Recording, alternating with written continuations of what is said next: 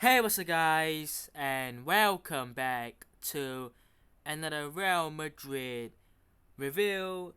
Real Madrid 5, Salzburg 1.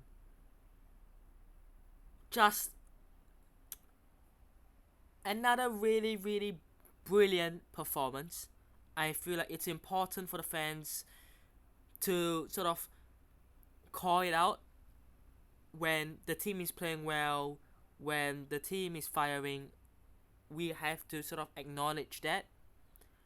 And yep, another brilliant performance, especially in the attack.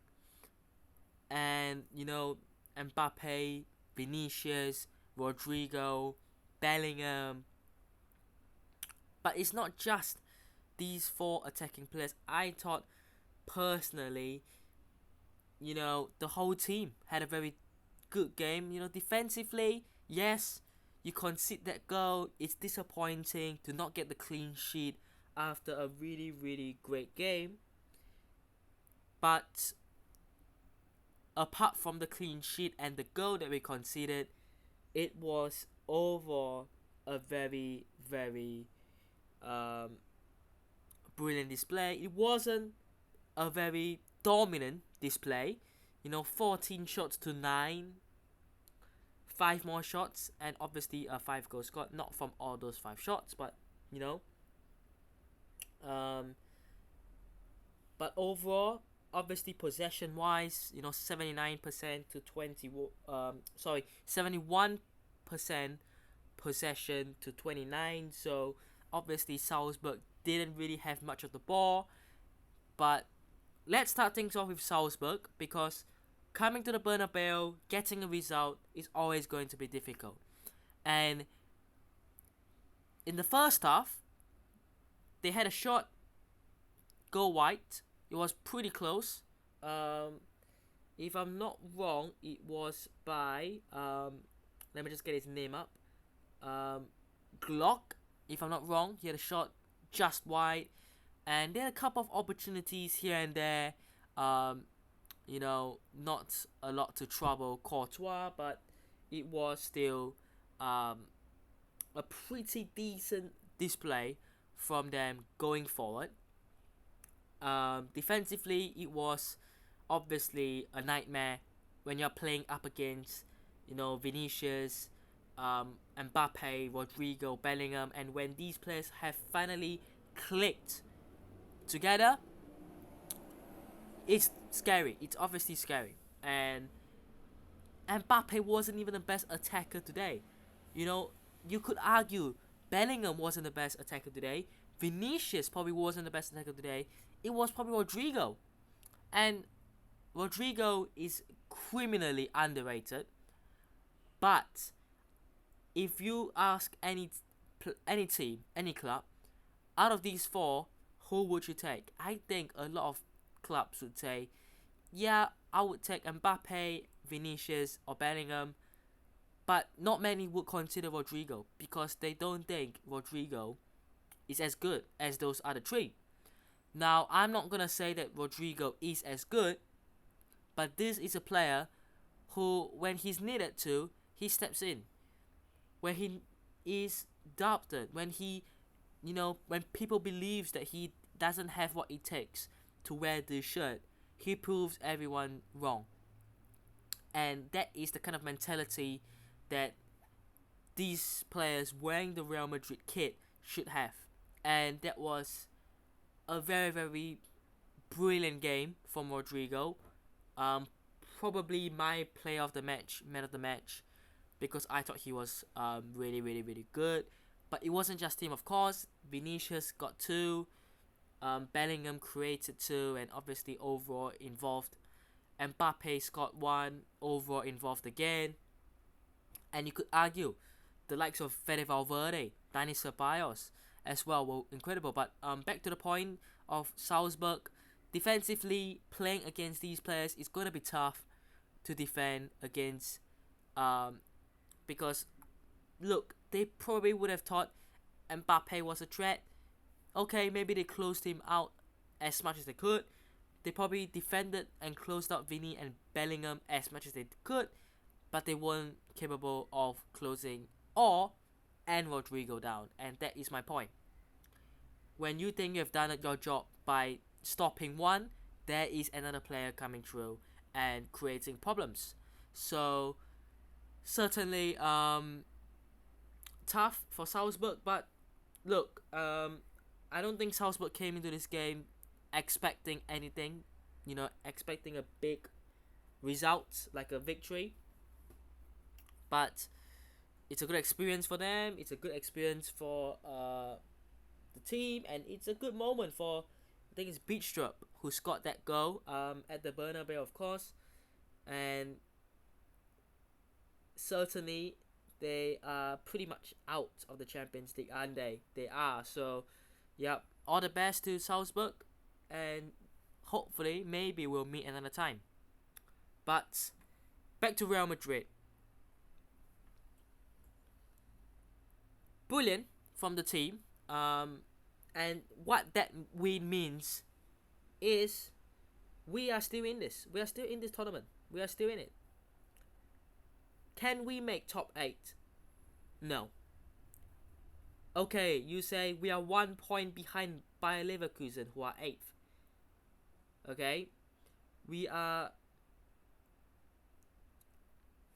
obviously 2 points behind Atalanta, who are 7th, and 3 behind Milan, who are 6th. By that logic, it's not a lot of points to make up. A win, and you will make 3 points. But that is also, firstly, expecting Milan, Atalanta, Leverkusen to lose. Even Atletico, you are expecting these teams to lose. And you're expecting teams like Aston Villa, Monaco, Feyenoord, Lille, Dortmund, and Bayern to lose. Obviously, there's Brest in there as well, but if we beat Brest, we will go above them. And thirdly, you are guaranteeing and you're confident that you can beat Brest. Now, we'll get into the preview for next week, but that is a tough game at a tough ground against a tough team to go and play and try to get a result. And we have to get a result. But obviously,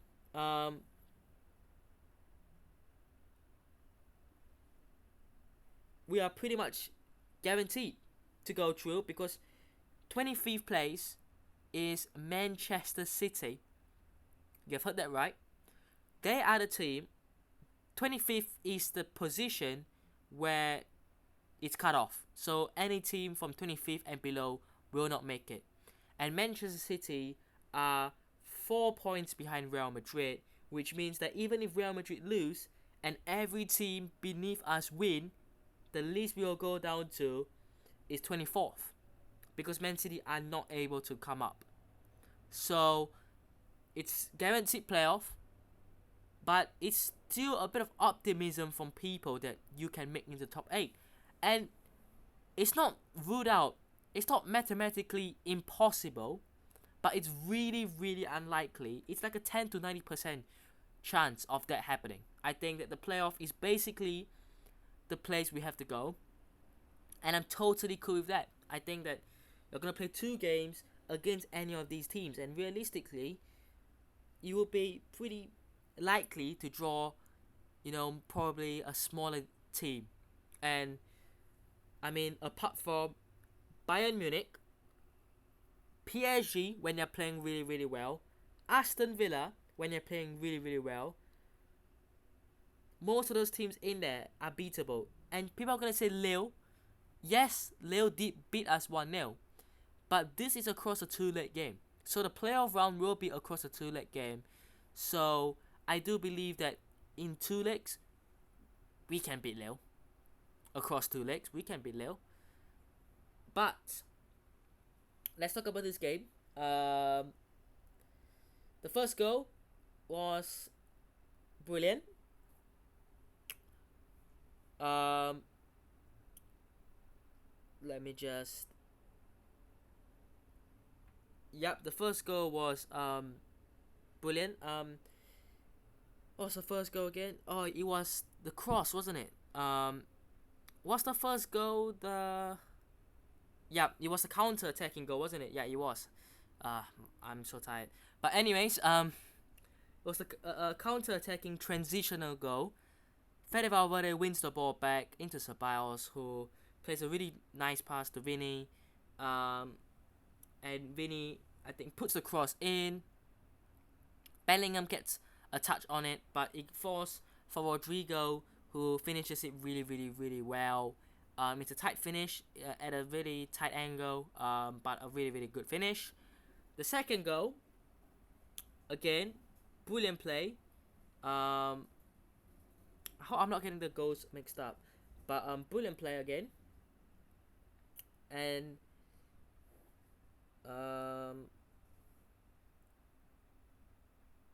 Rodrygo gets the ball, lays it up for Bellingham. Bellingham with the back heel pass back to Rodrygo, and it's a first time finesse curl shot into the back of the net from Rodrygo. He was having a very great game up until that point, and he was cooking. He really was. And obviously Bellingham, what an assist, that little back heel pass, that was just, cold. Third goal, start of the second half. I have no idea what Salzburg were doing here. They pass it back to the keeper, leaving the keeper exposed. And Mbappe just sort of robs the ball away from the keeper, and it's a simple goal because he wins the ball back. He robs the keeper of the ball, and it's a tap in. And yeah, I mean, it's a gift. It's a gift of a goal from Salzburg and from their keeper. I think it's Vlasic. Just awful from them, and I think the manager will be looking back at that goal going, you're 2-0 down, you're passing it back, but you're passing it back without, having that sort of awareness around you, and you're playing without awareness. So yeah, 3-0, and then the final two goals, I mean, the first one, Luka Modric plays that beautiful pass forward for Vinicius, who does what Vinicius Jr. does best. Gets the ball, cuts into the box, beats two players, and then curls that shot in beautifully. And then the final goal, again, is a transitional goal from our half to their half, and eventually their box. Fede Valverde gets the ball from, I think, Brahim. Valverde drives with the ball, and then Vinicius makes a really smart run down the middle, and then the ball comes to his right foot, but he cuts onto his left, sends the defender, and then a simple finish on his left foot. And the final goal, Salzburg work it really well. They get the ball into the box. I think it was the box, or was it outside the box? I forgot. But they work it in to the center area, and it's a fantastic finish, to be honest, from Bidstrup. And through the roof of the net. Not much Courtois could have done defensively. I think certainly the centre back should have done better. I think Ferland Mendy should have done better as well.